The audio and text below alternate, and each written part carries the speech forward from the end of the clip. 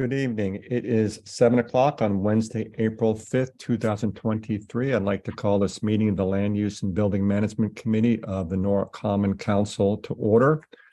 With us tonight, we have Councilman Burnett, Councilperson Smith, Councilperson Hoovelman, Councilperson Ayers, and Councilperson Alterman. We have a quorum.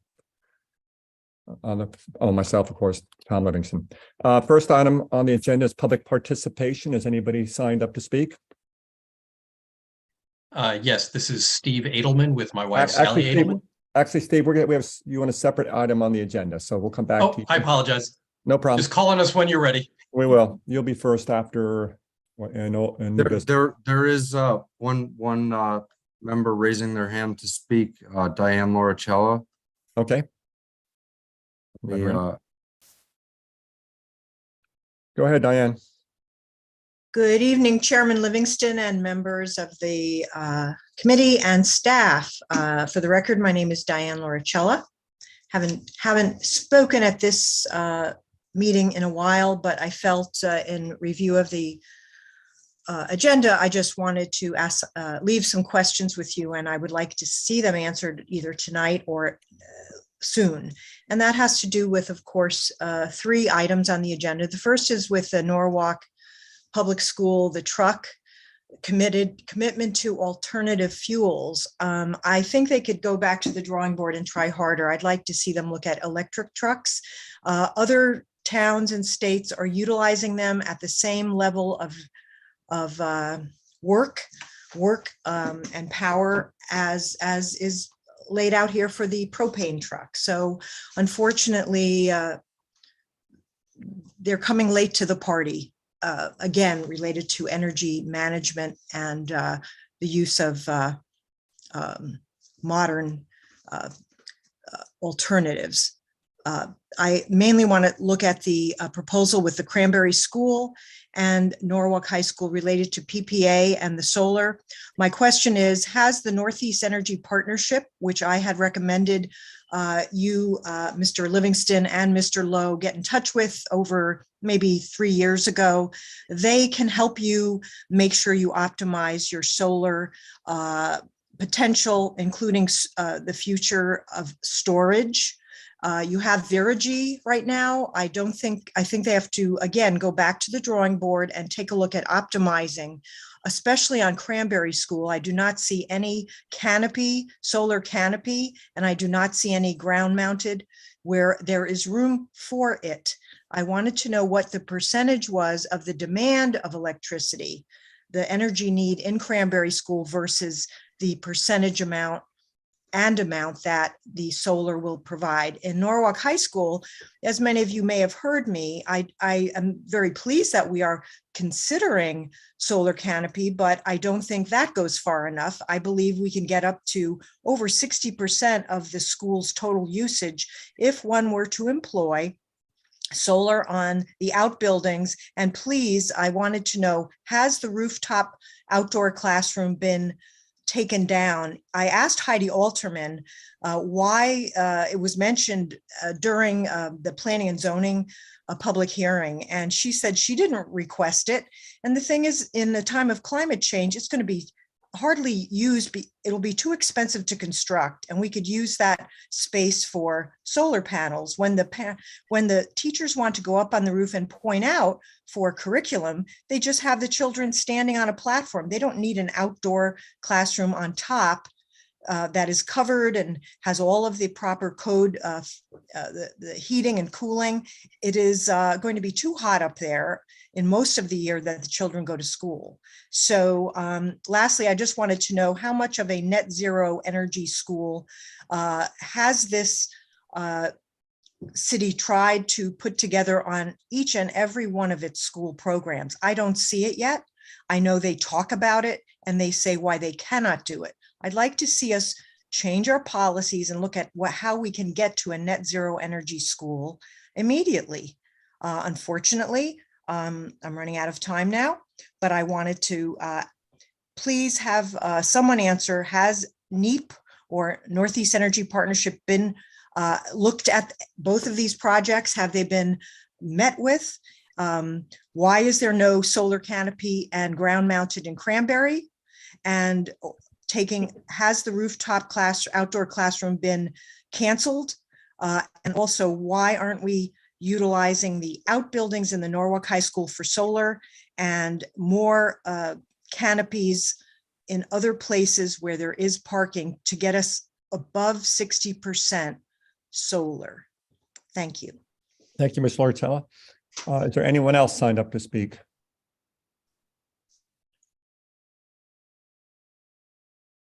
All right. Nope, that's all that I see raising their hand. Sorry, Tom. All right, thank you. Has any member of the committee received any correspondence they want to enter into the record at this point? Okay, thank you. I will close public participation and move to the approval of the minutes of the meeting of March 1st, 2023. Do I have a motion?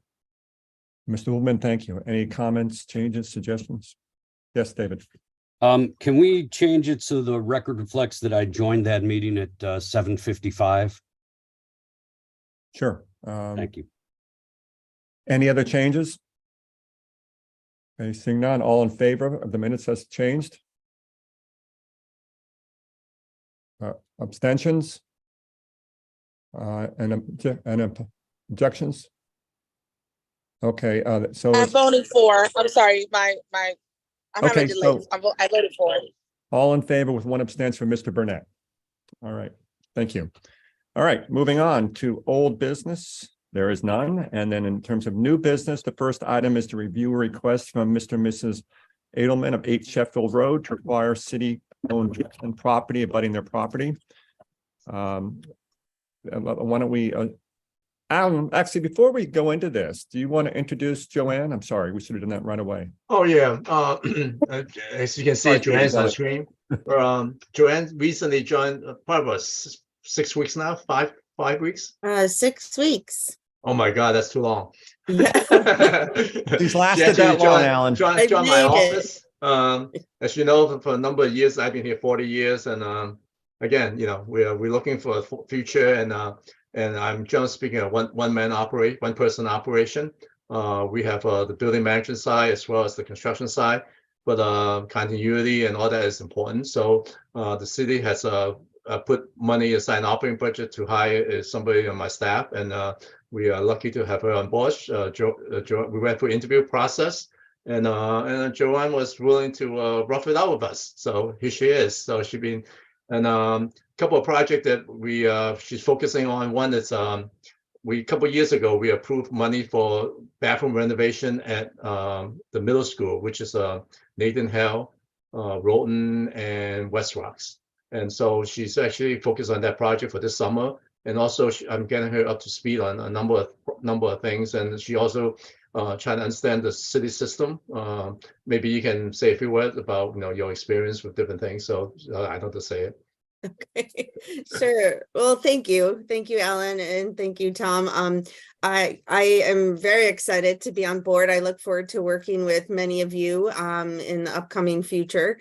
A little bit about my background and what's really wonderful about this position is that I get to help with my experience right off the bat. A lot of my experiences in construction and projects and facilities, and a lot with athletic facilities. So I can help out in that respect as well. So I thank Alan for getting me on board to start with smaller projects here just to get used to the systems and whatnot of the city of Norwalk, and I look forward to the larger ones that we have upcoming.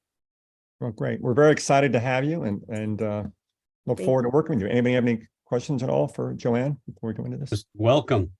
Yes. Thank you. Thank you, David. Welcome. Thank you, Barbara. All right. Thank you. So let's Yes, move on to the welcome. item. I'm sorry? No, I was just saying, welcome. We met the other day. Yes. Right. Yes. So right. Alan Edelmans, you want to start this off? Yeah, I think before Steve and Sally present their request, in the package, generally speaking, there's a map in there, a site plan showing their property and the property the city owned. The city acquired that property through a foreclosure, And basically the entire property is actually wetland. So with that, I'm going to leave it to Sally and Steve to explain what their request is. Sure. Hi, everyone. Thank you very much for letting us speak to this group tonight. We appreciate it very much. So we live at 8 Sheffield Road, and as I look out my office window to the left is the wetlands lot immediately abutting our property. We have a corner of our backyard, which is wetlands, and then the entire adjoining property is the rest of the wetlands there. As we understand it, it is a completely non-buildable lot. As we further understand it from researching the records, because we just moved here in November from Arizona. So we were researching our own property and learned some of the history of the neighboring wetlands lot. Evidently was owned by a family that unfortunately did not pay their property taxes for a number of years. The city took over the lot in the last year or so. What we observed since living here at 8 Sheffield since November is the lot needs some love. It's not tended. It has had some trash left in it. Presumably well-intentioned people have blown their leaves across the street into it. It's kind of clogged. It needs some TLC. We look at it, we live next door to it, and if the city is willing to let us be custodians of this land, we would be up for that. We have had conversations with Alan Lowe and also with Tom Livingston about getting a modicum of testing done just to make sure that we're not, acquiring something that's, a super fun site or something terrible like that. And we understand that some of that testing was already done actually yesterday because we met a couple of nice people who are taking water samples. So assuming that everything comes up positive, then we would be interested in proceeding down the path of us acquiring this lot and taking good care of it because we're highly incentivized to do that. It's literally right next door to us and we look at it. So that's our story in a nutshell. I appreciate that. And I should say that Alan and I, along with Lisa Shanahan, went out to visit the Edelmans and looked at this spot. And it is, as I say, wetlands. It is unbuildable. It is neglected. I think it's a burden on the city to maintain. Not only that, it's not on the tax rolls, although it's not going to generate much tax revenue, but is really of no use to the city, Alan, correct? And on top of that, we looked into whether the land trust might take it, but I don't think they take properties of this size. Well, they don't take properties of this size. And so this seems to be a great solution for us as well, hopefully for the Edelmans. Alan, do you want to add anything else? They mentioned the soil the water sampling you're doing. Yeah, I just want to, I'm not sure technical correction or not, but Steve talked about testing positive. Actually, you want to test negative. Yes, thank you. Just like COVID. We actually, it's we look at, I think when we look at a piece of city property adjacent, when some adjacent property owner is interested in the property, it's first thing we as staff look at is the value of the property. And since it's all really truly wetlands, it's not like looks wet. It's actually like almost a brook that goes through it kind of thing. And and also I got the map that's in the package actually came from Conservation's office, so they do determine that it's a wetland already. So it is really no resale value and market value to anybody kind of thing. And also even they consolidate into their property, the lot would be bigger, but they still couldn't extend any kind of building construction onto that piece either way. So I think it's the city's interest to take this off our hands, because I think that it's not something that we are able to go out there and do regular maintenance on and maintaining the flow of the brook that goes through it kind of thing. So if they are very interested, we met with Steve and Sally, and they both appear to be very sincere about taking care of the stewardship of this property, and I think it's a good thing. So anyway, that's the staff perspective. Any questions? And the thing I want to add the process, in terms of process, so for something like this, we will not do appraisal on the property. But then the tax assessor at some point will look at it and put a value to this. So again, that's really for a tax perspective, and it's not under the jurisdiction of this committee to evaluate, because I don't know what they're going to do in terms of assessing a value on the property. But in terms of resale value, to generally speaking, there is no market value for this property. The process would be, we will schedule a public hearing for next month. We'll hold a public hearing, and thereafter we'll have to refer to Planning and Zoning Commission for Section 8-24 Connecticut statute review. And thereafter, if there's no significant comment, it go directly to the Common Council. If there's concern by the Planning and Zoning Commission, it will come back to this committee and then go through the full Common Council. All right, thank you. Ms. Ayers. Thank you, Mr. Livingston. Can you please inform me what is the precedent for the city doing this, Mr. Lowe, with a citizen requesting this property? Is there some precedent in that? It's not, the city does not own, the city does not own a lot of property. And usually when adjacent, most of the time it's adjacent property owner, that there may be a little surplus area, the level from a right of way or paper road kind of thing.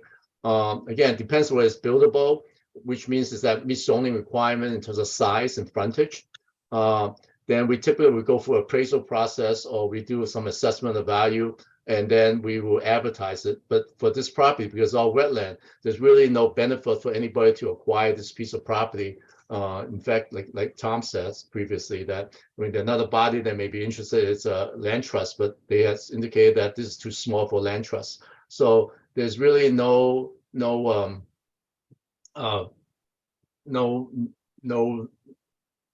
no real reason to go out and advertise this.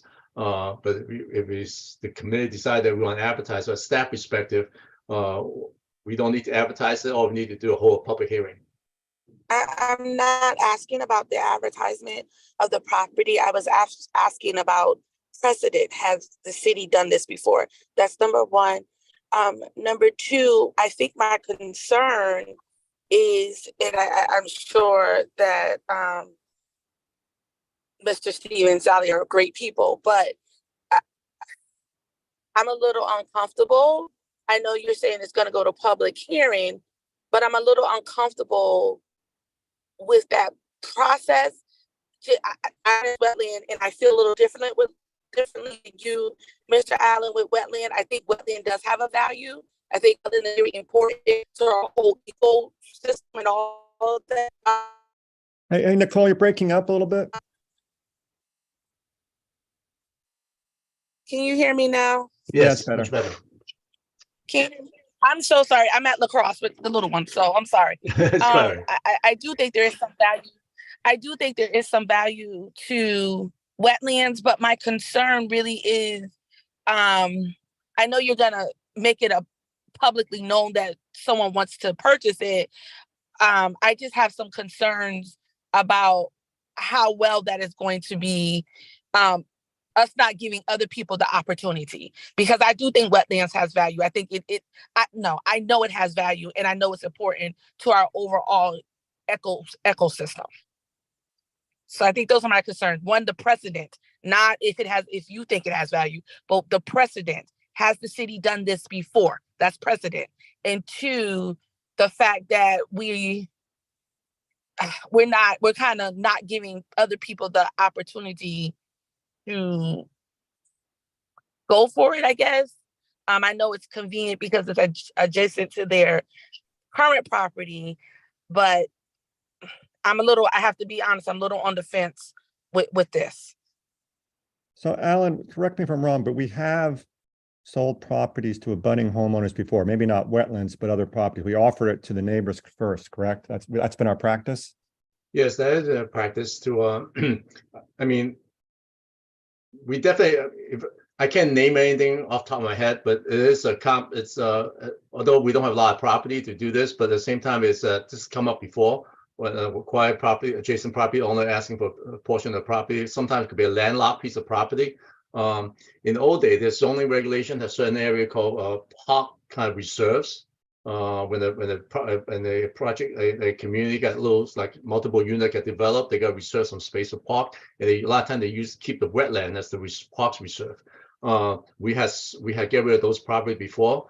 Again, some of these probably has some dry areas, so that when you add it to another piece of property, potentially there's a possibility of subdivision. But here, because all of it's on the wetlands, I don't see that. But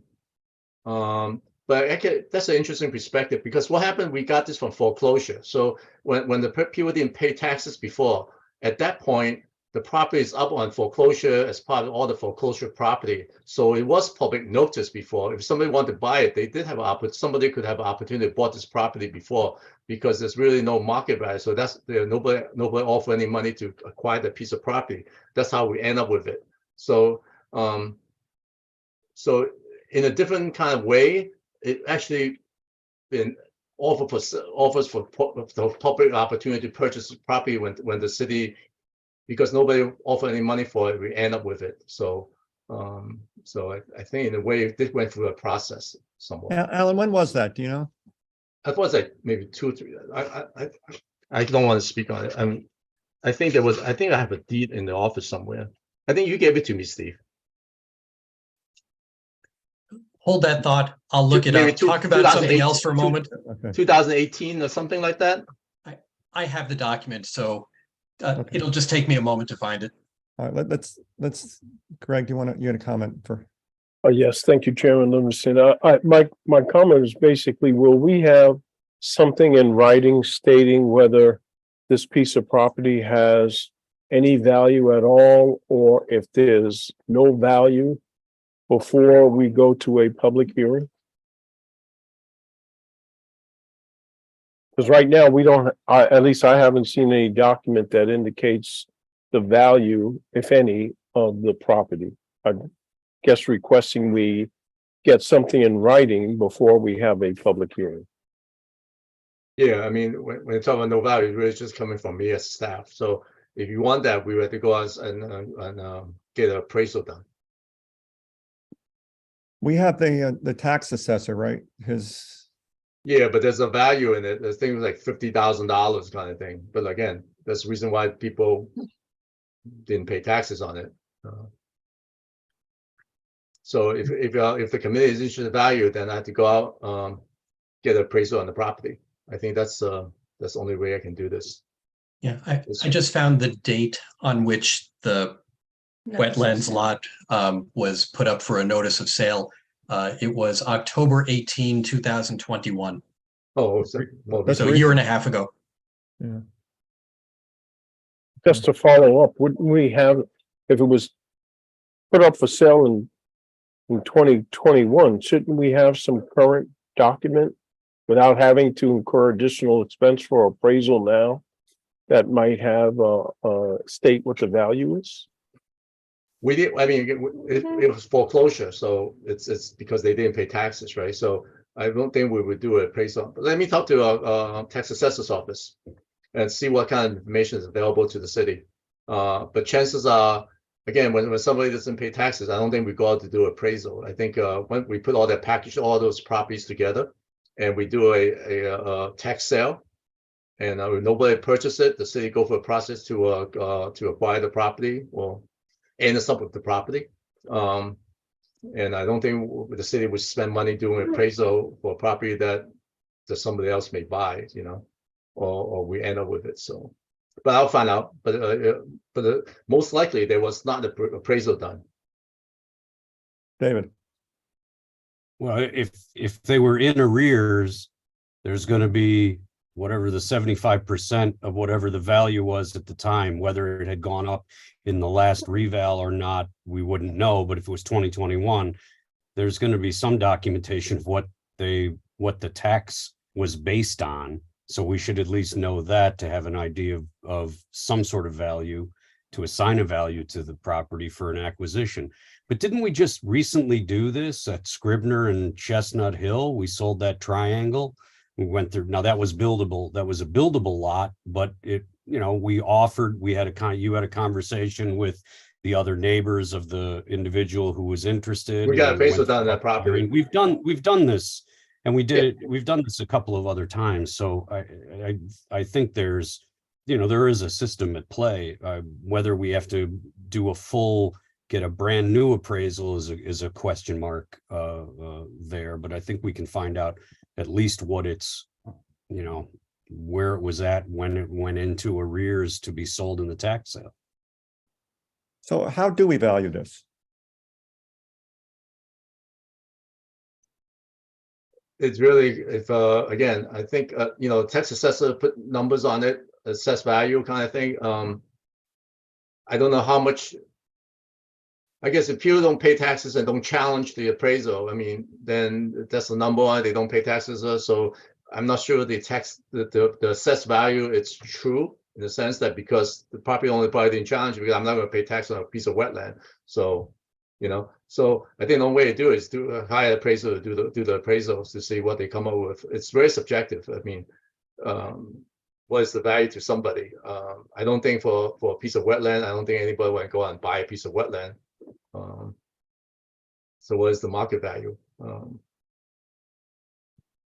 Steve and Sally, what are you thinking on this?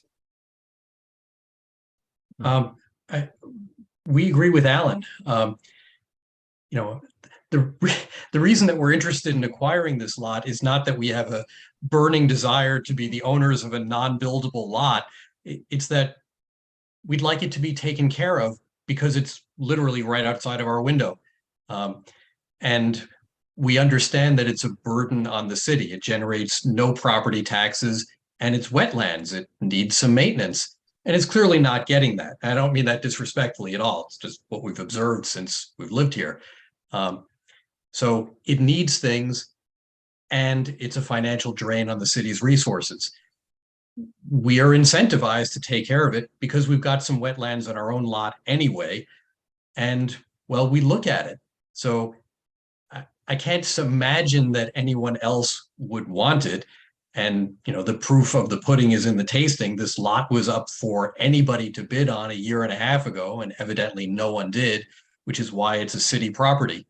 So I get the idea that wetlands have value, but it seems to me that they have value only in the eye of the beholder, and no one beholds that value realistically except us, and it's only because it's right next door to us.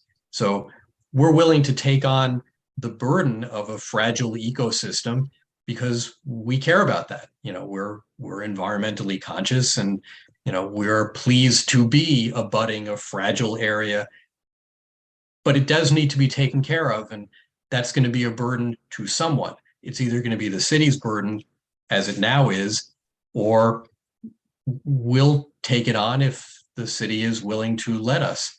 But those are really the only options, because that was tested a year and a half ago, it seems. And Tom, Lisa already said that they would be willing to help us, help guide us for, our stewardship of that area. Right. Ms. Ayers. So if the common language in this meeting is about the devalue or the less value of this property, how do we exchange the property? We're not going to give it to them. The city's not going to give them the property. So we are going to put, per se, a price on that. So how are we doing that? And I'm really asking for information. If it was a piece of property, but we're putting a price on it. So how are we putting a price on it? If it's just, we're not giving it, the city can't give a citizen land. So how are we putting the price tag on it?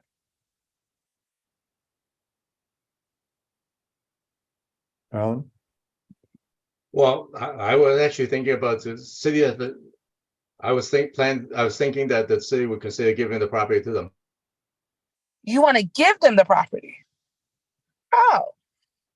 Well, it's no use to the city, and it costs us money to maintain. But I think there clearly has to be a public hearing. I mean, by law, and I think by practice.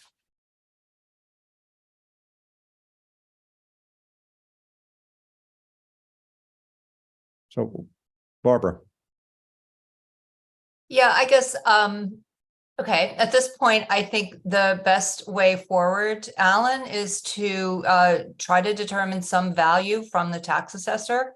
Because I think it's important that we just know that, and then take it through the public hearing process.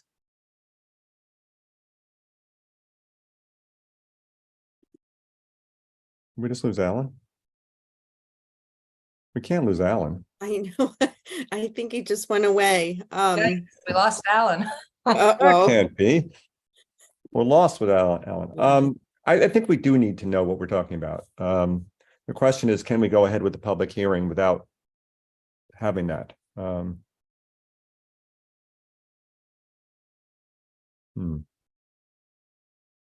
Okay, Yeah, I think we need some sense of value before we have the public hearing. hold on, let's see. David, if you want to say something. Can I just also add, sorry, Dave. Sorry, go ahead. Let me just finish up. I just really just want to add, just to thank the Edelmans for their, their interest in this and the offer of stewardship. I know I see this, it's a very small piece of property, not buildable at all. And I just think it's a very noble effort on your part. So I just want to point that out. Thank you. David?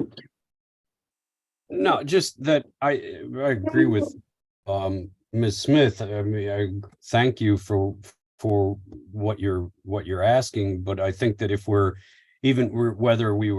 it's a sale or we're giving it away, we have to understand what the value is of that piece of property before we have a public hearing so the public can weigh in. I think that's important because there may be someone, it may draw someone out who may see value and want to voice how they feel. And I think that's important. We have to understand what that value is, because there's another truth, which is who knows 15, 20 years from now, whether that's still classified as wetlands, whether something shifts from an ecology standpoint, whether that becomes buildable or there's a change in zoning, a change in code.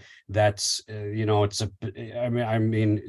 far-fetched ideas, yes, but the reality is we have to think about that, as again, value. What is value? Because it is an accession to value. It's value that you would be receiving in some way. So I think that has to be known before you have a public hearing and we decide which way. Thank you. Alan just called. He lost internet. He's going to try and call in, but I agree with that. So I agree with all that. So I want to thank you, Steve and Sally. I think we need to, I guess we need to have that value, Steve. David, before we move forward, whether it's $0 or $1 or something else, I think we need to know what we're doing. Heidi? Well, hold on a second. Hi, I just wondered quickly if maybe we could be in touch with a group like Keep Norwalk Beautiful or something that can help to maintain the property while we're figuring this out, because it is, I think, really generous that they've just been doing it, right? They live across from it, they look at it. I can see you guys, you seem like genuine people. So if there's a way that any of us can connect with one of the groups that sort of does provide public services for area in Norwalk, if that might be beneficial just while we figure out how to manage this. Yeah, that's a good idea. The land trust has been notified and involved. I don't know how involved they are now, but it's certainly something worth discussing.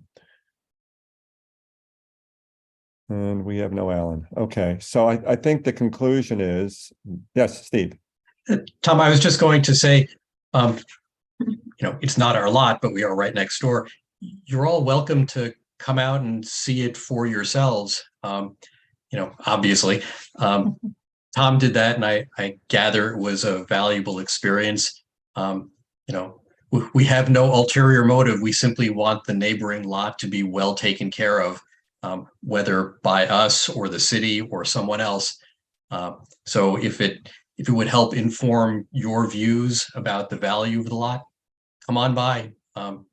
It's a swampy little lot. Yeah, I will echo that. It really was worthwhile for me, and and these guys aren't far from me, to see it, because you do realize that it is clearly not buildable by any stretch of the imagination. Actually, there is a tree that is leaning that could possibly create liability for the city if it falls on their house. I mean, that's just a side issue, but Let's not discuss that. no, definitely not. We just moved here, for goodness sake. Yeah. But listen, I don't want to keep you guys you guys any longer than we have to. I don't think we can do anything more right now without Alan, but I will get back to you. We really do appreciate your offer, and I believe it is very sincere, and we thank you for that. And let us come back to you after we've had our further discussion, but I guess that's it for you tonight. I'll let you know. Terrific. All right. Thank you all again. very much. Have a good evening. You too. Thank you. Joanne, you might be in charge. I know he's throwing me right in, isn't he? This was all a trick. Yeah. So I guess let's hope he's going to join us, but I think we can keep moving. Item B is to review the bid for replacement of a Norwalk Public Schools truck and refer the following to Common Council for action. A, authorize the purchasing agent to issue a purchase order to Gabrielli Truck Sales in Milford for the purchase of a rack body truck to replace a decommissioned Norwalk Public Schools truck for a total not to exceed $95,991, account noted. And B, authorize the MPS Facilities Department to issue additional charges for the rack body truck for a total not to exceed $9,599, account noted. Do I have a motion? Mr. Burnett, thank you. I guess this is you, Bill. We don't need Alan. Yep, thank you, Mr. Chair. So the practice of utilizing propane for the vehicles associated with the NPS started a number of years ago, at which time they entered into a contract with a different bus fleet, and all the buses you see today traveling around Norwalk are propane powered. That was a big win, and it's been very effective. About a year later, my department facilities needed a new box truck, at which time we went out to bid and we purchased a propane powered box truck in year 2000. That has been working very efficiently with very little breakdown, actually no breakdowns, but we've been servicing on the scheduled maintenance, and that gets us around the city very effectively and works well. It's a high-powered box truck. You may have seen its big white truck. So the next truck we need to replace badly is the rack body. It's more of a utility vehicle, and the current rack body is off the road. It is 19 years old, and it's been decommissioned. It's not even safe to drive. So what we have here in front of you is a replacement of that vehicle in a propane-powered truck, the way we've been following for a number of years now, or years ago now. The issue we're currently faced with is the truck that fits our needs is not available for the propane package at this time due to changes in the EPA regulations. So a few years ago, when we bought the box truck, the EPA regulations were different. Now they've changed. So we're in a dire need of a new truck. Therefore, the goal is to purchase the truck and have it gasoline powered.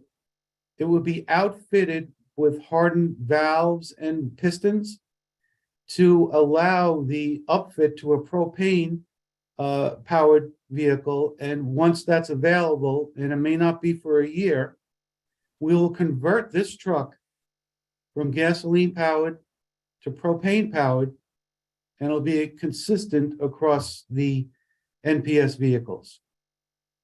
So Bill, a couple things. Does this money include the conversion cost in it? The conversion for our last truck was $16,000. We expect this might be $16,000 to $18,000 range. Is that part of this money, or is something you'd come back for more? That would be separate from this money, yes. Okay. And did you look at other vehicles, like electric vehicle at all? From the power we are looking for, we have been told that it is not available in electric power. Okay, thank you. Barbara. Yeah, Bill, can you just describe exactly what the uses of what do you use this particular truck for? How necessary is it to the district? Oh, sure. It's a heavy duty truck.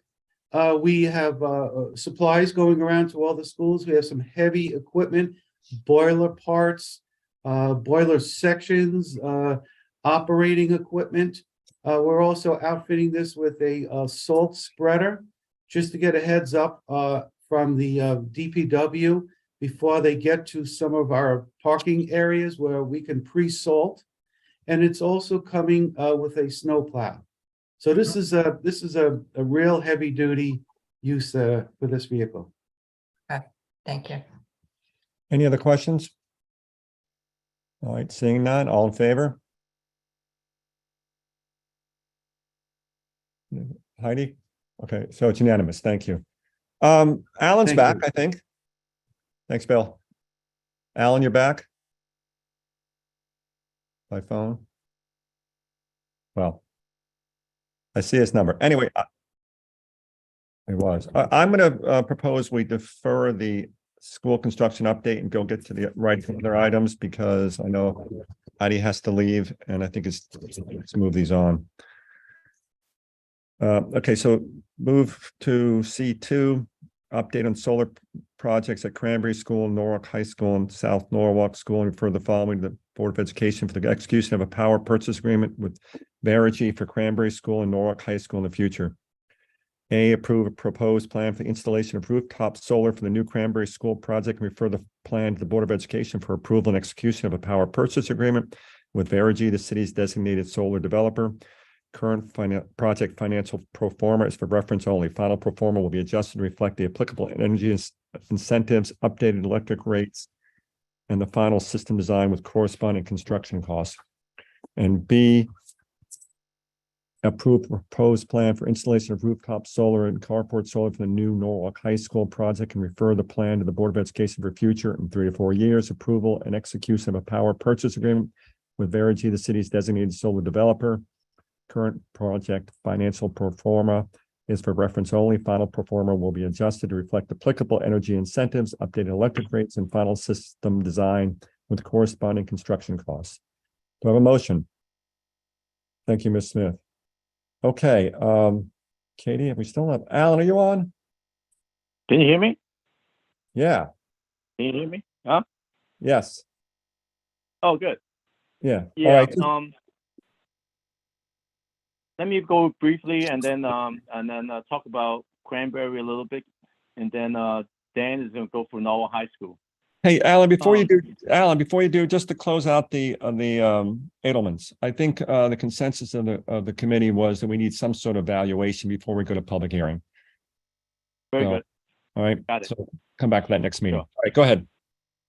Alan, would you like me to share the Cranberry slides that we prepared that were part of the agenda? Okay, sure. I still don't have internet access, so I'm doing it with my phone, so I won't be able to see it anyway. So, okay. But we will. Yeah, but you will.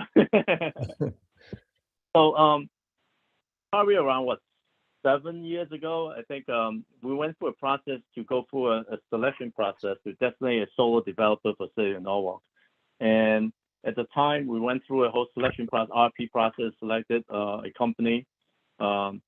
And it's a very lengthy process, and even through approval and also negotiation of power purchase agreement, basically release the system from a developer. They put it in the city building and release it for a 20-year period. Through that agreement, through that process, we did 3 buildings. We, together with Board of Education, the city go through this process. At the end of the day, the power purchase agreement is executed between the Board of Education and the solar developer. The purpose of this so that because we are able to capture tax credit by having the solar system owned by a private company, and also the city do not put up capital funds for the construction of solar system. So for this process, we completed. And again, together with Board of Education, we completed Naomi School, Bonus School, and Jefferson School. Since we did 3 schools, we last year decided to go through the process another time, one more time for RFP process. And through this process, interviews and selection process, we came through this committee, and we designated Bergy as the company that we want to work with for next 3 school, which is Cranberry, North High School, and South North School. Regarding Cranberry School specifically, by the time we issued the RFP for a new solar developer, generally speaking, the process has started already because the school started construction in the spring of last year, and by the time we secure this relationship with Bergy, it's last fall. So the previous developer provided a technical assistance when we start working on the design of this solar portion of design for Cranberry School. And as they were looking at Jefferson School, we evaluated carport system, and based on the size and location, everything else, it was determined that it wasn't feasible at that time. So we also asked them to look at Cranberry at that time. They also determined that the carport system is not feasible financially, but they recommended that we do the rooftop system. And with that, we determined the loading capacity, the potential path of conduit runs from the roof to the electrical room and all that. So the project was designed with anticipation that we do a solar system on the roof. Since with this arrangement with Bergy, they had completed design, and that's what in front of the committee tonight. And all the conduit runs has been put in already, and Bergy has also submitted a request on behalf of the city to the Eversource for incentive money, and the whole performance that's being developed. What you see on the screen is actually the latest number that we got from Bergy. So I think Katie, are you there? Yes, I'm here. Yeah, maybe you can go through the layout and design a little bit so that if everybody has a little more detail of. I think at the end of the day, I think within 20 years, the savings is around $200,000.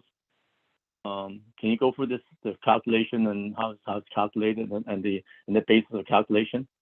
It's also very hard to read, by the way. Maybe you can make it bigger, Dan. Yeah, if Katie, there's something you want me to focus on, that you, as you're explaining, just let me know. I'll try my best. Yeah, Okay. perfect. So the system is designed at a 200 kilowatt DC system size. If you go to the layout, Dan, what it'll show you is where we're proposing to put the modules. We're planning to use 545 watt modules, which are really the highest density, currently available, top of the line for the marketplace. What that allows us to do is, maximize the production output that's expected for the system. So for this site, we're anticipating 181,210 kilowatt hours year one as the anticipated kilowatt hour production for the array. You want to go to the third page, and Dan. And Katie, before you do, Yeah. It looks, if you look at that scheme, the image of the rooftop, it looks like there is other space that, that could be suitable for panels. Could you explain why those aren't used? Yeah, so it's a few things. Number one, you have RTUs up on the roof that we're working around. Second thing is being able to fit a full string of panels in various sections of the roof.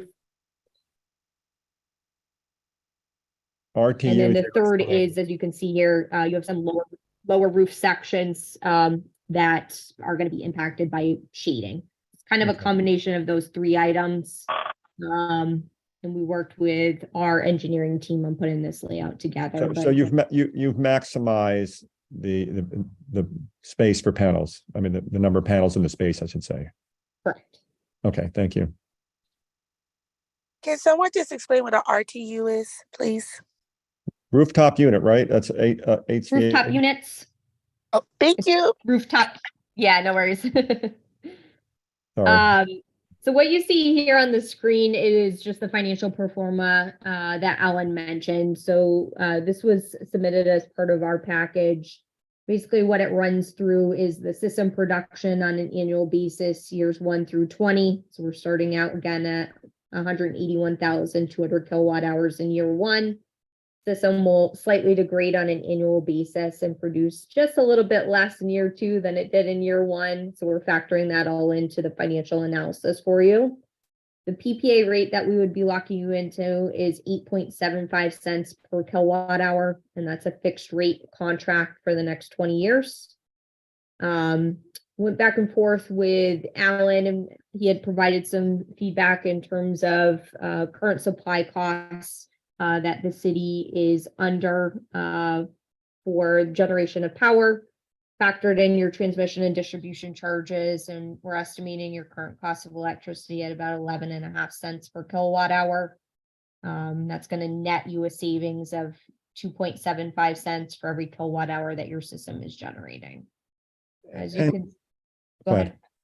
I didn't mean to interrupt you. Sorry. No, you're totally fine. I was just gonna mention, Alan mentioned the cumulative savings here, which is $203,681. Right, and I just want to point out that that's based on the term of the PPA of 20 years, but we hope and presume the units, well, the panels have life beyond that, maybe, right? Correct. So they're actually warranted for. Go ahead. Go ahead, guys, you go. The panels themselves are actually warranted for production through year 25, and the expected useful life is about 35 years. So there's definitely anticipated production beyond the 20-year PPA term. And the challenge is that we put in this on the new roof. The roof is probably a 25-year warranty. So as time go by, there's a possibility at some point, hopefully we get to 30-year on a 25-year roof. But you know, it's very interesting because when we get a roofing warranty for 25 years, a lot of times, we start having problems at year 20, sometimes even in the teens. But in any event, I think at some point when we replace the roof, the system will probably go off the roof. By the time we do that, chances are the technology is going to be very different, and chances are we won't be putting the same panel back in.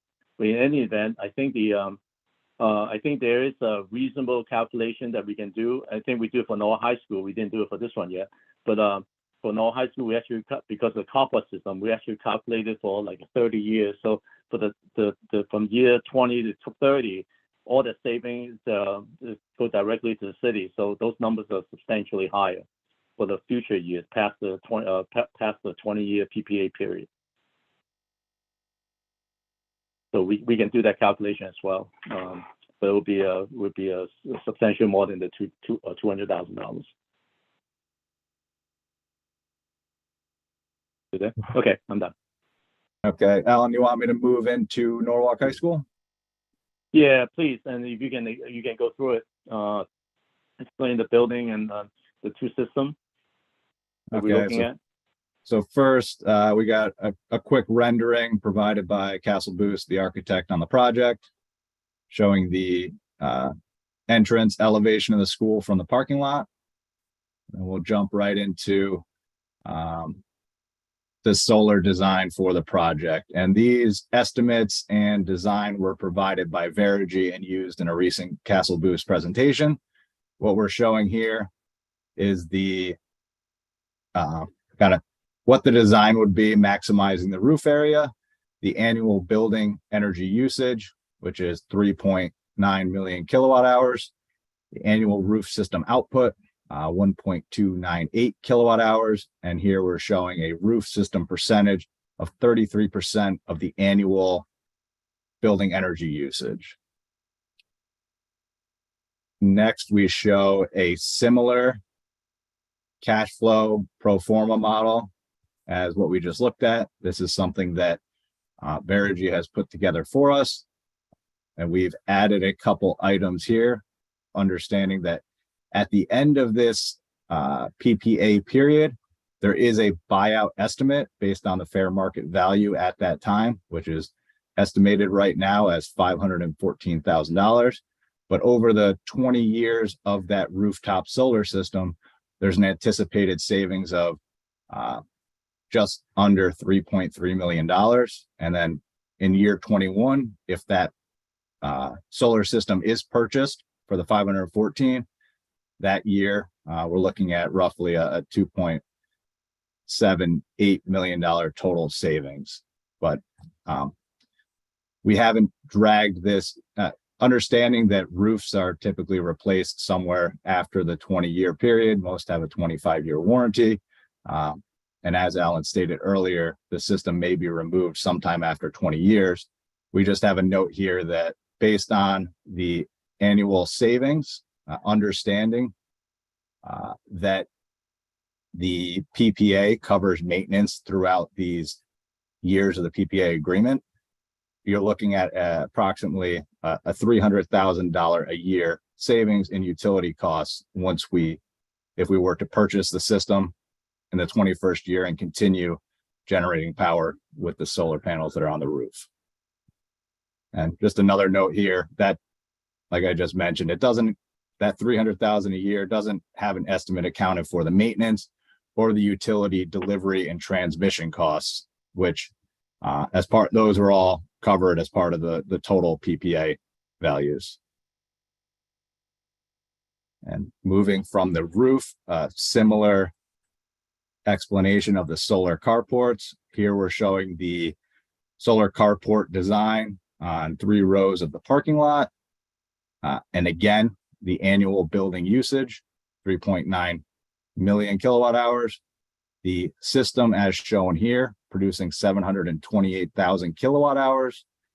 That percentage is 18% of the building energy use. And then the combined roof and carport systems percentage is 51% of the total energy usage for the building, anticipated annually. And we will jump to the cash flow for the carport system. This one is a little different, understanding that after the 20th year, there is a buyout, but there is no roof replacement. So the PPA costs go away at that point. Noting it again that this doesn't account for maintenance costs or utility delivery and transmission costs after that 20-year period. But over the 20 years of that carport system, the estimated savings is almost $1.3 million. In the 21st year, we're showing here the estimated buyout value at $391,000. So that year, it shows it as a negative, offset from the utility cost, the cost to buy out, and that is the difference between the two values. But after that point, over those next 10 years with the carport system, there's an anticipated $1.6 million in savings. And at the bottom, we have a value for over the total 30-year life of that system, the estimated savings without accounting for maintenance and utility delivery and transmission costs over the final 10 years is just below $3 million. And as we've shown in previous presentations, there is an example of what the underside of these carports look like. And then the next couple of slides are some additional information that Verigy has put together for us. And this is showing at this point, the increased benefit over the past year from 2022 to 2023, based on the utility rates that we were seeing in January to June 2022, right around 10 cents a kilowatt hour. And currently, the utility rates have gone up over 110% to 23 or 21 cents per kilowatt hour. Another slide prepared by Verigy is showing what you would be paying today based on kilowatt hour, and then what you would be paying with a PPA based on today's rates. And this was prepared specifically for the Norwalk High School rooftop solar only. So I've added some notes here that reference back to the values provided on the previous slides. The carport solar energy generated is 728,000 kilowatt hours. And then the combined solar being generated with both systems would be just over 2 million kilowatt hours. And as we jump down here a little further, the PPA year one savings with the rooftop only, $111,000, carport, $33,000, and then combined, the first year savings between the two systems is $144,000. Dan, is that just an example? Because those numbers don't match what we're talking about, right? That's the 1298 doesn't match either the carport or the roof. It should. Oh, no, okay, I'm sorry. That's the rooftop? That was what it was? Yeah, that was the 1298 is the rooftop. Oh, and got that it. Okay, I slide- thought okay. I got it. And that slide was prepared only for the roof system by Verigy. And what I've done here is I've added the notes so that we can, similar to what we've done here, showing the combined percentages, we understand the two I got it. Yeah. being combined, what those total values are. Great, thanks. And that is what we have for the solar presentation this evening. All right, if you can give us back our screen. Any questions, comments? Ms. Ayers? I would like to say thank you. I think this is very impressive. And I think it's very, you've done a wonderful job integrating the solar. I just want a follow-up question, actually. The public speaker mentioned something about a rooftop classroom or the removal of the rooftop classroom. Does anybody have any information, additional information, clarity about that comment? Yes, can you guys hear me? Yeah, I'm sorry. Yeah, I don't mean you're guys. back. Sorry about that. Mrs. Lowe is the IT coordinator, figure everything else for me. So I'm back. Yeah, the rooftop, I guess we don't call it classroom. What do we call it? It's no longer as part of the project. We actually identified two locations on site. That's going to be the right near the front of the building. There's two areas that initially was a landscape area, but we actually further developed it. Dan, would you happen to have those drawings? When Dan gets it, we can put it up so we can answer your question in more detail. We identified two actual locations on the ground level because we agree the rooftop area is kind of expensive to do. And also it's kind of limited access on the rooftop, and security is also a concern. So we want an area that's more visible and that's also at ground level. So again, I think if Dan could find them, that we can pull it up, but I don't want to hold everybody up on. Just give me one Got it? minute. I will find it. You want to see the two learning? Yeah. They don't call it classroom. What do they call them? I'm sure it's on this plan. If you give me one moment.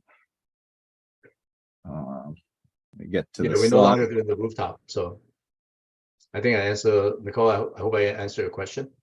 Oh no, Yeah. because I was flabbergasted. I was like, "Ooh, I must have missed one. I know they go through a lot of drafts. I thought I missed something. So I just wanted to make sure I wasn't completely losing my mind. Alan, I assume this is what you'd like to see, correct? Yeah, right. So Okay. yeah, originally it was a rooftop on the third floor kind of thing. We had limited options, and we actually looking at these two areas, 1 and 2. For ground level, we'll do landscaping and create a space. I think one of them is a little more detail on it. So there are two different areas that we're looking at. But the bottom line is they're not on the roof. It's not on the roof. Yeah. Okay, thank you. Mr. Burnett? Yes, thank you, Chairman Livingston. I guess my question is really of clarity. So what we are approving, are we making the final approval tonight, or is our approval contingent on receiving the final pro forma and associated numbers? I think what we have in front of you, it's the latest numbers we have, but it may change as we move forward. And it's subtle changes. It's not something that, especially Norwalk High School. Norwalk High School is a project that we are not, these are just projected numbers. In fact, some of these numbers based on projected in a sense, but actually it's today's energy costs. So by the time the Norwalk High School project gets submitted, will be probably 3 years from now. When Verigy together with the city apply for incentive money and also tax credits. So those numbers will change substantially. So we don't know what the incentive money will be in 3 years. So there will be substantial change. But in terms of design, this is what we're designing to as a school building committee. We want to look at it, understand what we're doing, because as we went through the special permit process, the Planning and Zoning Commission made a very strong point to the city that copper solar is important in terms of design. So we are incorporating it. So we just want to go through this committee to approve that we are taking that seriously, and we are incorporating copper solar as part of this project. But the final financial aspect of it won't happen to 3 years from now. But we are continuing with design and construction, and we are scheduled to start construction of site excavation and stuff end of this year. So it's important for the committee to review this and then approves it and forward to the Board of Education. Again, for Norwalk High School, the approval is 3 years from now. So the number will change. Just as a follow-up, I mean, I would think Cranberry numbers are much closer to being realistic with Cranberry opening soon. So should we be approving these separately with the understanding that the numbers we see now for Cranberry are probably very close to the final pro forma, and Norwalk High, you know, we might see a much further update 3-4 years from now? Yes, I think, Katie, can you comment on the Cranberry numbers? Yeah, the numbers that you see in front of you are the final figures. So that's all based off of the incentive that was submitted for, and we anticipate awards coming out, locking in the funding, the incentive. But we funding. haven't got approval from the Eversource yet, because we submitted bid number. So that's correct. Do they actually adjust it, or do they actually approve at that number that we submitted? So they would approve the figure that it's submitted. So it's all based off of the rate class, and because you guys are new construction, it gets submitted as rate class 30. Which is a benefit. You actually get a bit of a higher incentive as part of the project. So that was submitted, just so everybody knows, February 1st, and we would anticipate awards on or around April 14th. So it should be within the next 2 weeks that we'll hear back on the incentives. So Alan, why don't you talk a little about why you brought the Norwalk High one here, because it's important to you in the design. Yeah. We understand this is an urban site. The city of Norwalk it's an urban situation. So we have limited land. Even the building itself, this is a 3 to 4 story building. So if you have land, if the city has land, the building will be much more horizontal. You got much more square footage on the roof and site to put solar system. Because our building is more vertical, our square footage on the roof is limited to what we have on a 3-story buildings, and like a 2 or 3 or single story building. So I think a lot of community, whether it's like in suburbs and stuff, when they have when they're building like 300,000 square feet of high school, they can spread it out, and so you can achieve higher generation based on the footprint of the building. For us, because we are, again, I know I'm repeating myself a little bit, a 3-story building, our square footage is much smaller footprint. So therefore, our ability to get higher numbers is much more difficult. In any event, so the reason why we want to go for approval now is so that we are continuing the design process. We are committed to do this. At the same time, is that we are engaging the design team to design the building electrical system to support this. So we don't have opportunity to change it in the future once we decided on this. So again, it affects the whole electrical design of the building, the switches and everything else, the gears and all that stuff. So that's why it's important to do it now. And then by the time comes, again, the incentive rate would be different, and utility rates. I mean, the electric rate is based on, I forgot what it's based on, but it's 17 cents. In 3 years, it could be 20 somewhat cents, right? I mean, right now, I know the residential rate, I think everybody at home, you're probably paying like 24 cents. The city right now is a different rate because we locked in certain rates. So it's still different, but in 3 years from now, those rates are different. So the calculation would be potentially even more financial benefit to the city 3 years from now.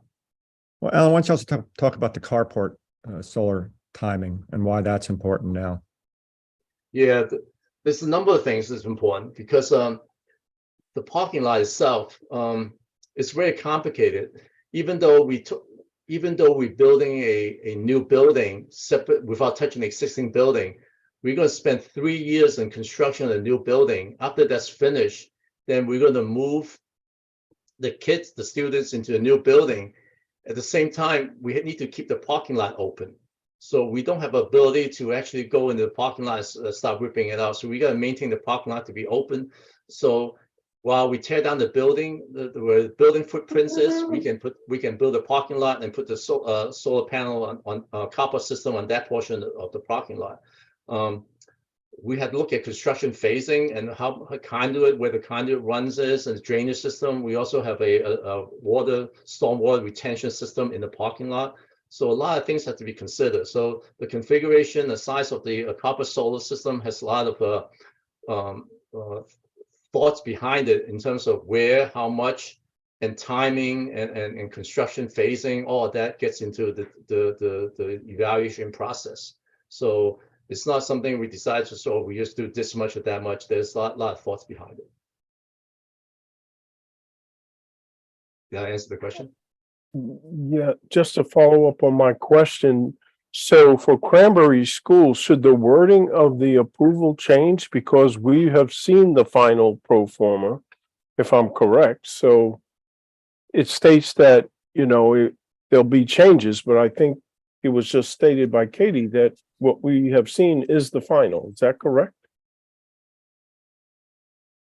I heard you say that you don't have the incentives locked in yet. Is that right, Alan? Or Katie? Yeah, Well, so- the incentive hasn't been approved yet. So just to provide some context here, if it's helpful, the incentive has not been awarded. They were all grouped and submitted February 1st, which was when the queue opened. We're expecting them within the next 2 weeks. If we're not awarded the incentive for the project, we do have the opportunity to resubmit in the next utility incentive auction, which is going to take place August 1st. And the value of the incentive would be the same. So you have a second chance to submit if we don't win it in this go around. But I anticipate your application went in. I think you're in good shape. If not, we'll resubmit it in August and be able to lock it in at the same value. So your overall PPA rates won't shift. The utility has already said that they're locked in for the next utility auction based off of your request.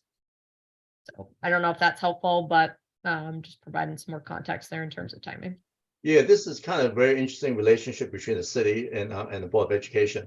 The Board of Ed is going to be executing a power purchase agreement. The reason being is that they are the one that paying the electrical bill and as well as paying Verigy. That's why it's important for Board of Ed to because they're paying out of the operating budget.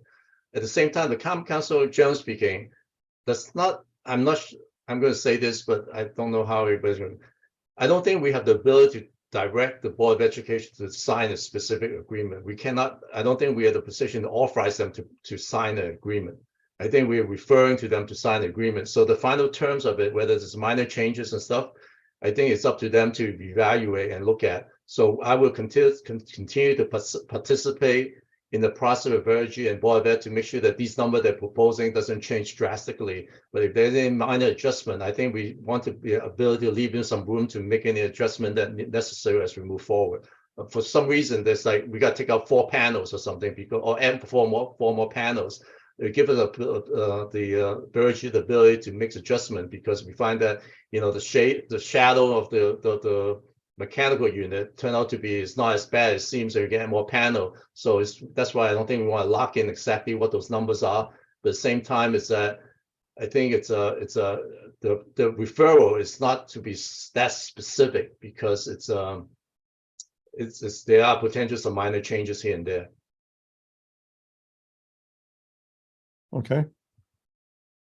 All right. Barbara?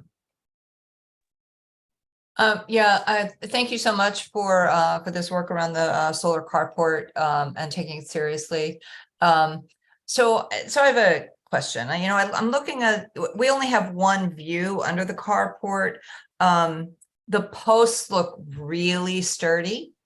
And so my questions are kind of around, one, will this be designated for staff parking? Or are students parking there? We know that, these posts look like they can handle a fender bender. But, I'm just wondering about like potential damage, what happens in that regard? Yeah, I think we're going to do driver's ed underneath this thing, so we're going to learn. No, in fact, we have that conversation today, actually. The post itself, we're going to raise it between 2 to 3 feet higher than the ground level, so that it becomes a little bit of bumper. But at the same time is that where we actually, if we look at the layout, we actually created a 2 feet buffer zone between the parking space. It's like a double loaded parking, but there's 2 feet in it. The footing itself is about 3 feet.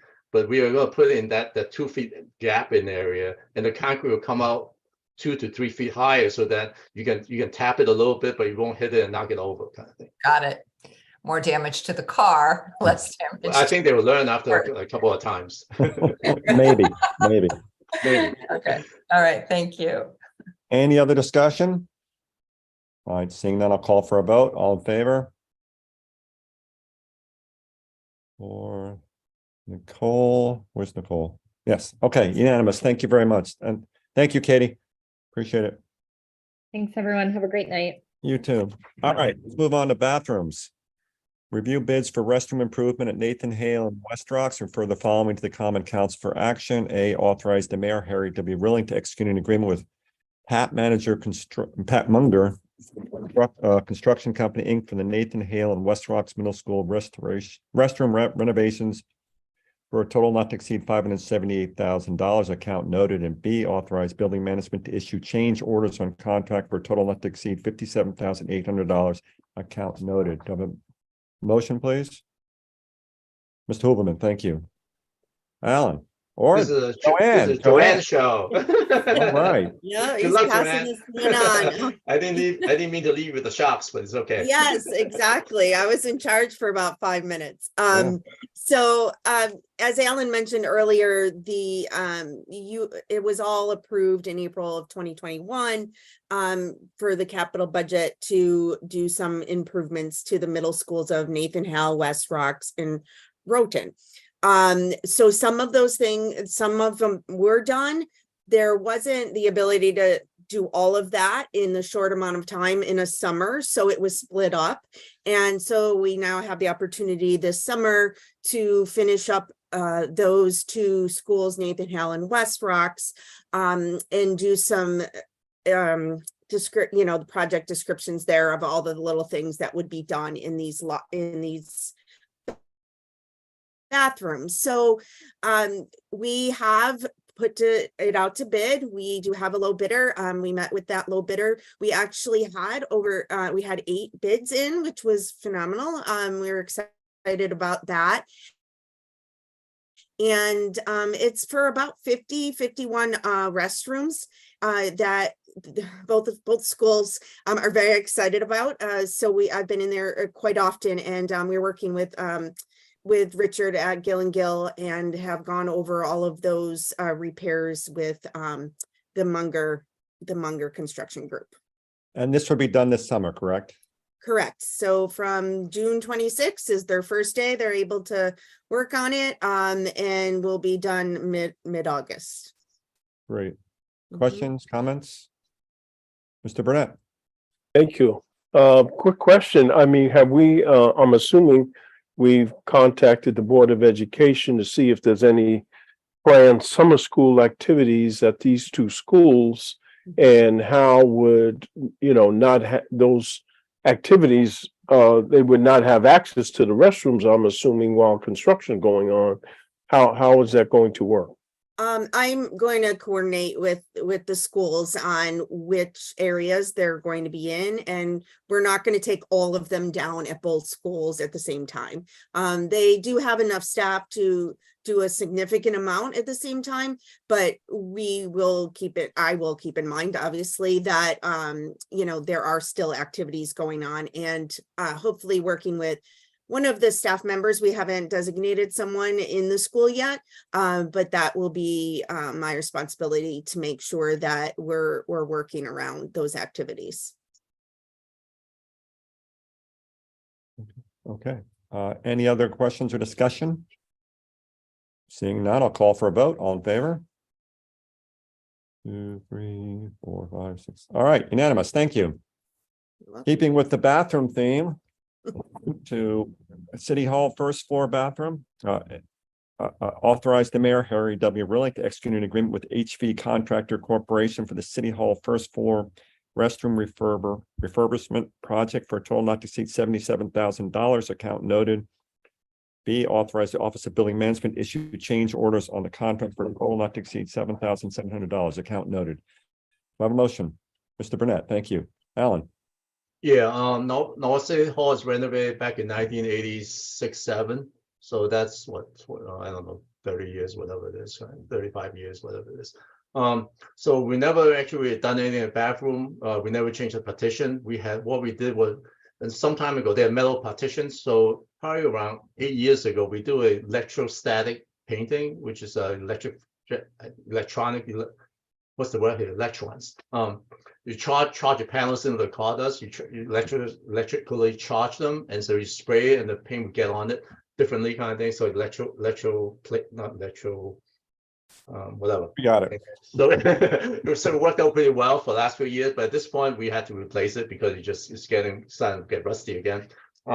We want to look at and also the sinks. The way it's designed back then is laminate, so there's delamination, and then we actually use some different things on it. But at some point, because the way the sink is, it sits on top, the water gets in and stuff like that. So what we're looking to do, the tile, generally speaking, is very good shape. So we're not wasting money and working on the tile. Basically, we're changing partitions and also the countertop. So we are focusing on the first floor because that's the floor that we get the most use. When you go in there, I think it's been maintained pretty well overall, but I think it's time to do those changes. So something that we requested for the last few years. We got some money this year, and we're looking to do this. Questions? Barbara. Yeah, I just have to comment. I just used the women's room a couple days ago, and I'm looking at the partitions. I'm thinking, these really need some work.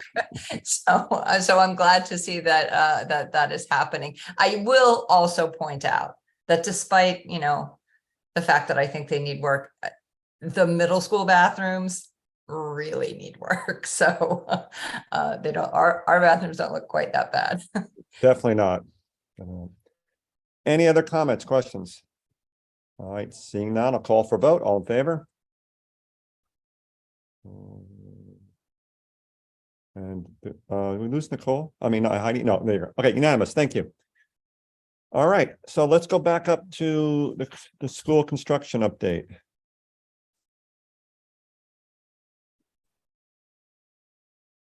That would be Mike and Dan. Yeah, Mike and Dan, yeah.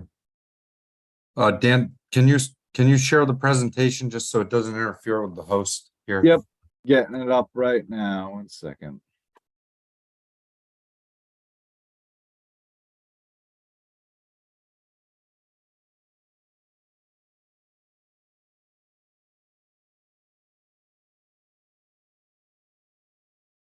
All right, can everyone see my screen?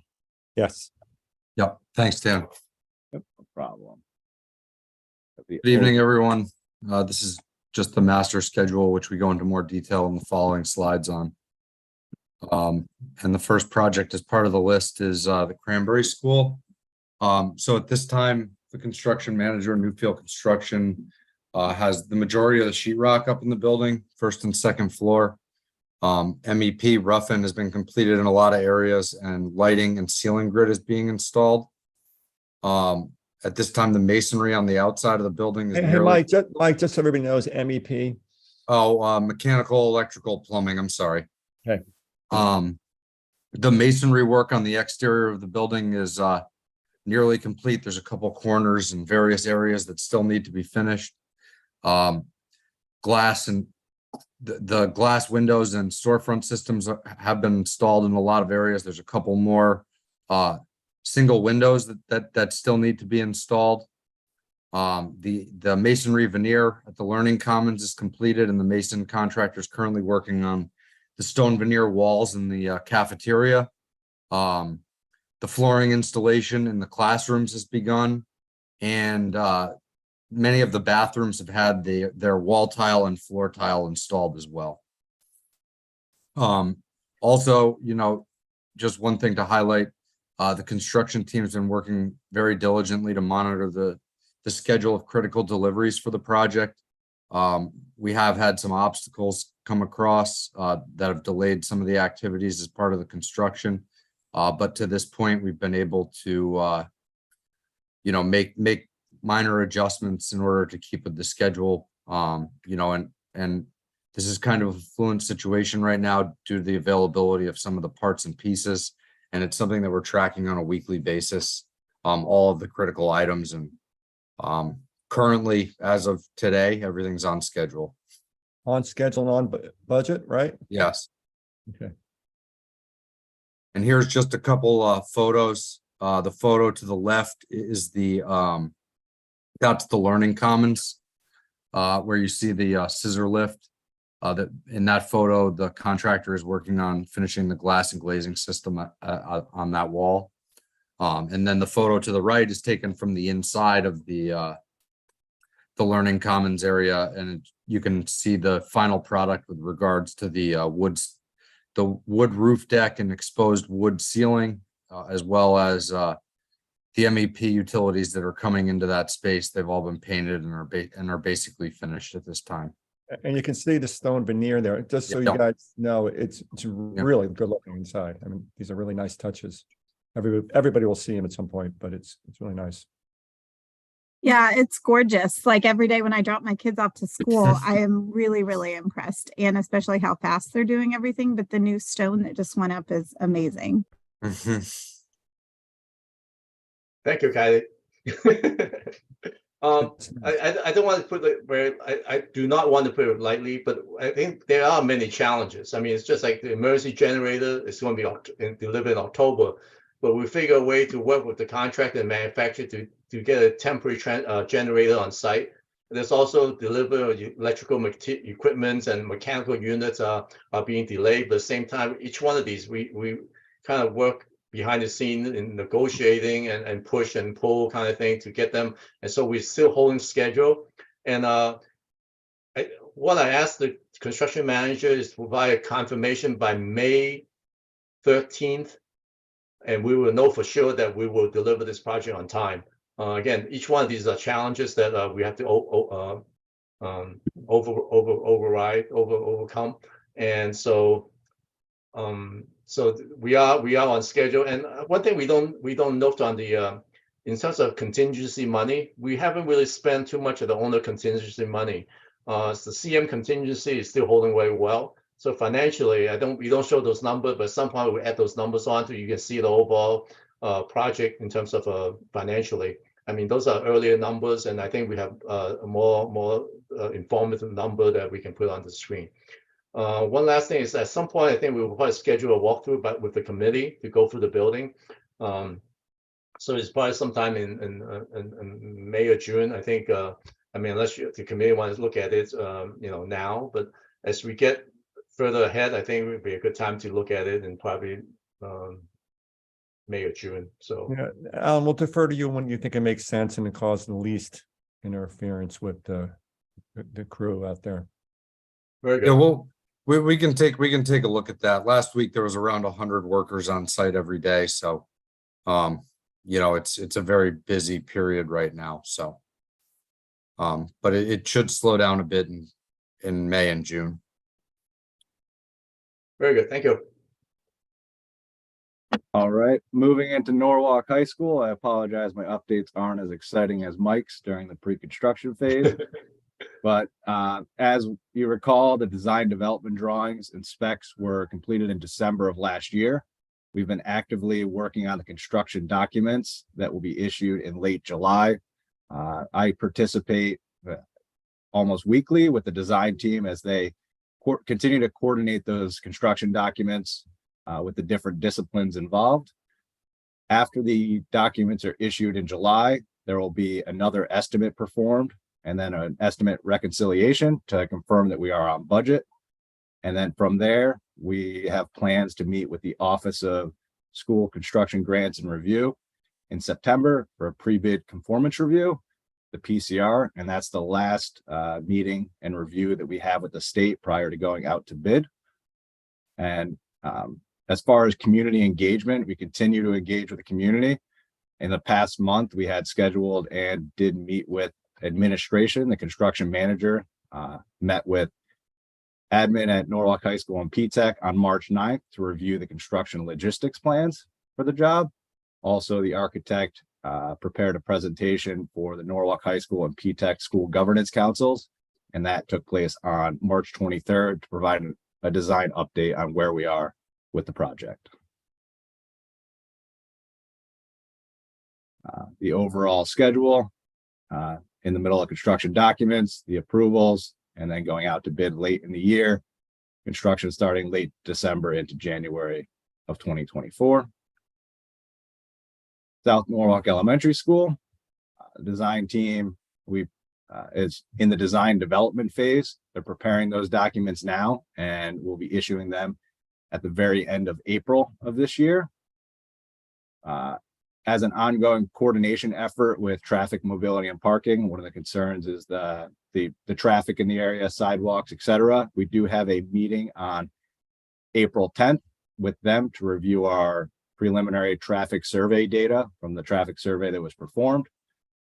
The next meeting after that April issuance of documents and an estimate reconciliation, we will meet with the state again in June for a DDR review, design development review. And we've already had 2 community outreach events. First one had a small showing, the second a bigger showing, and we're hoping that on May 4th at our next event, there's a better attendance. And I just want to add the one more item is that we are actually looking at some early bid packages. What it means that typically, I think the overall project will go out to bid, let's just say in late January kind of thing. So we are looking to advertise certain packages, demolition, site work, excavation, as well as potentially ordering of long lead items such as generators and electrical switches. Those are the ones that we consider the long lead time in today's construction industry. So we are looking to go for the state. In fact, the letter went out to the email went out to the state. I think it's yesterday or today from Jim Giuliano, requesting state consideration that possibly we can do some early packages so we can get that stuff in line earlier. So so there are some efforts there to really focus on getting this project started and complete on time. Just we have a new image here. I know we have a recycled rendering for Norwalk High School, as there's not too much new to share. You've probably seen that before, but this is the first floor schematic design layout. And currently the schematic design showing a 2-floor building. And middle of design development, construction documents, and then construction starting April of 2024. And maybe you can remind people when we go out to bid on this one.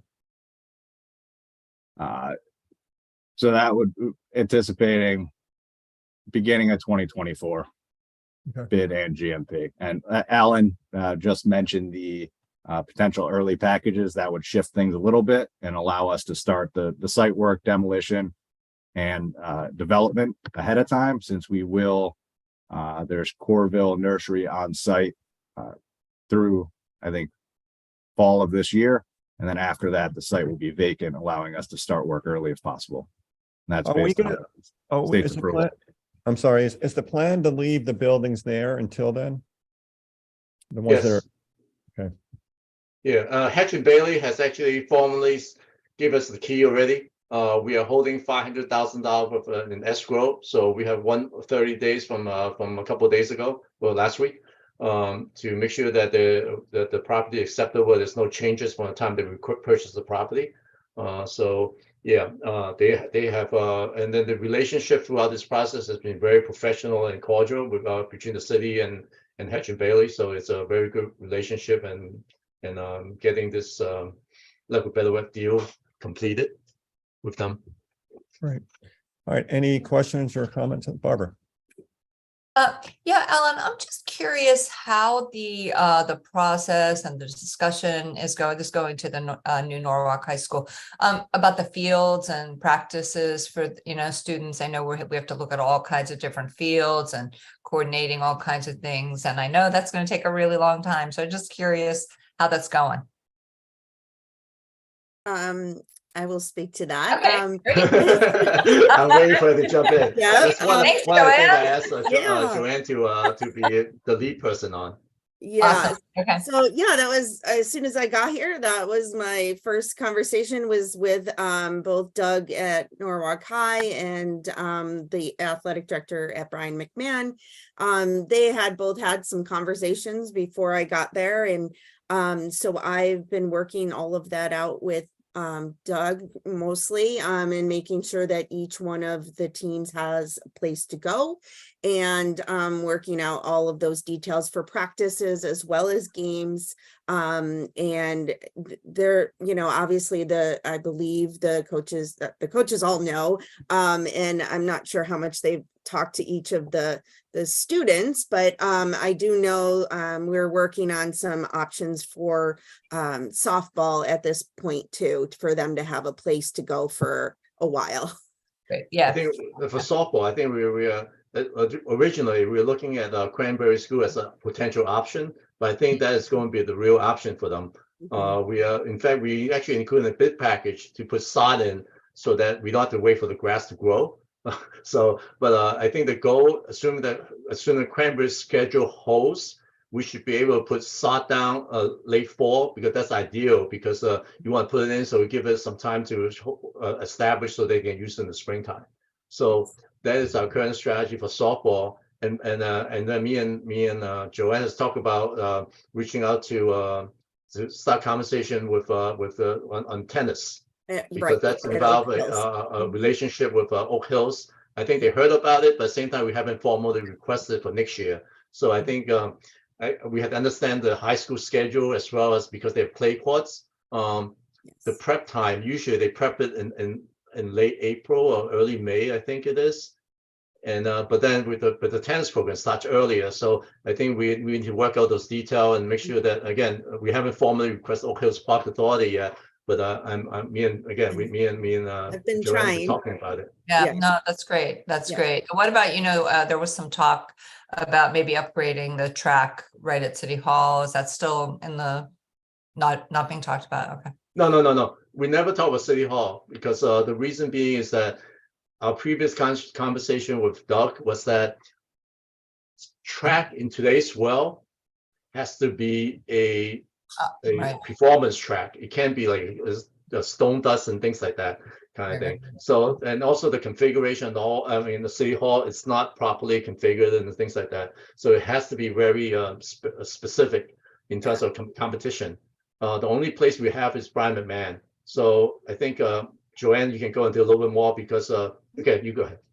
Yeah. Well, that was our main concern, because there is only one track. And apparently the track coaches have already had a conversation with each other, which has been really helpful, that there's a lot of coordination and cooperation going on. But we talked about specific days that Norwalk High would want to go over there, and adjusting practice schedules accordingly. And sometimes they could even share the area.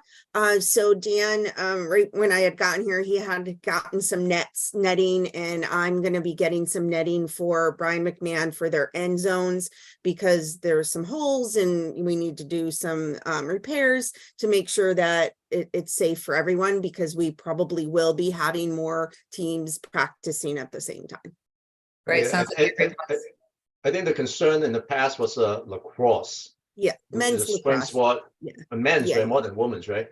And right. Then how you can't really practice lacrosse and track kids are running around kind of thing. So they work out a strategy in terms of scheduling and use with a women's lacrosse kind of thing to make it work somehow. I don't know the detail, but there's some challenges. Well, usually we go put like temporary netting along the length of the track. But based on their understanding of the scheduling and use, they don't need that anymore. They want to make sure the ends are protected. That's more important to them. Right. Yes. Hey, Yes. the Good. It part- sounds like there's a lot of good collaboration and cooperation going on. And, you know, Yes. Doug Marquetti is just terrific. He is wonderful. Yes. Great. Okay, thanks for that update. No problem. Did you think of putting the softball field at City Hall? I mean, fixing that one up a little bit? I believe that baseball, like a JV play on that field already. Oh, They're okay. out there every day. I do know that. Okay, I'll defer to you guys. Yeah. All right, anything else from anybody? Hearing nothing, over motion to adjourn. And Mr. Hillman, thank you. All in favor? All right, everybody, thank you very much. Thank you. Joanne, great job. You too. Thank